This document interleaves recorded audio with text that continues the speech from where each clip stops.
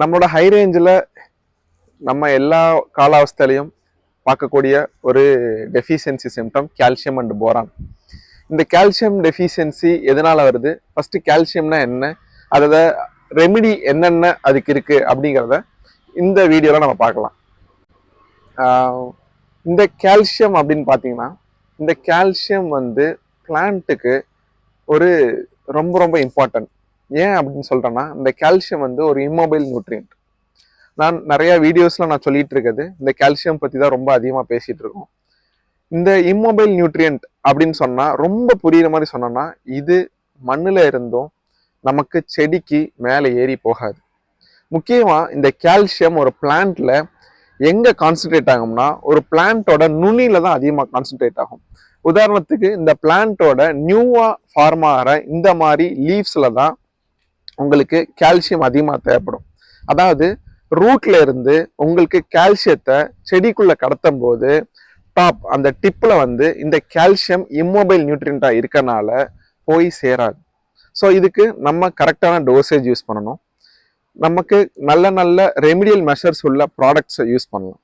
So இந்த calcium use பண்ணுறதுனால பிளான்ட்டுக்கு இது மட்டும்தான் பிரச்சனையா அப்படின்னு பார்க்கும்போது இல்லை.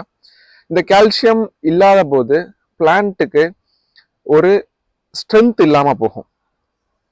வெறும் தட்டை மட்டும் நீண்டுட்டு வளர்ந்துட்டு போகும். அந்த பிளான்ட்டுக்கு ஒரு ஸ்ட்ரென்த் இருக்காது. ரூட்டுக்கு ஒரு ஃப்ரிம்னஸ், ஒரு ஸ்டெடினஸ் இருக்காது. அதாவது நமக்கு வேறு பிடிச்சு நிற்கிறதுக்கான ஸ்ட்ரென்த் இருக்காது. அது போக நம்மளோட ஃப்ரூட், நம்மளோட ரீப்ரோடக்டிவ் பாடிஸ் சரியாக டெவலப் ஆகாது. ஸோ இந்த மாதிரி கால்சியம் டெஃபிஷியன்சி சிம்டம்ஸாக இருக்கனால வரலாம். கால்சியமும் பொட்டாசியமும் ஒரு காம்படிட்டர்ஸ்.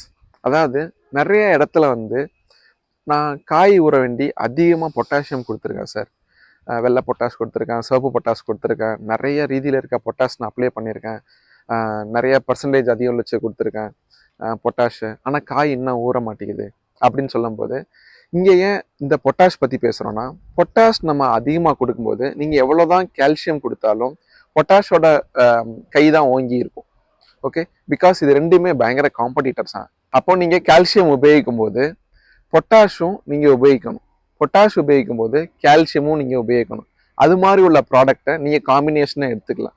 உதாரணத்துக்கு பொட்டாசியம் ஷூனைட் உண்டு. இப்போ பொட்டாசியம் ஷூனைட்டில் உங்களுக்கு பொட்டாஷ் 24% இருக்கும், மெக்னீஷியம் ஆக்சைடு ஒரு 16% இருக்கும், ப்ளஸ் சல்ஃபர் இந்த மாதிரி இருக்கும். இது கூட பொட்டாஷ் மட்டும் உபயோகிக்காமல் அது கூட சேர்த்து ஒரு சிறிய ரீதிக்கான ஒரு EDTA ஃபார்மில் இருக்கக்கூடிய கால்சியம், ஒரு போரானும் சேர்த்து கொடுக்கலாம். அப்போது சேர்த்து கொடுக்கும்போது இந்த காம்படிஷனோட ரேஷியோ கம்மியாகும். அப்போது பொட்டாசியமும் எடுக்க முடியும், கால்சியமும் சப்ளிமெண்ட் கொடுக்க முடியும். ஸோ இந்த ரீதியில் நமக்கு இந்த காம்படிஷனை அவாய்ட் பண்ணலாம்.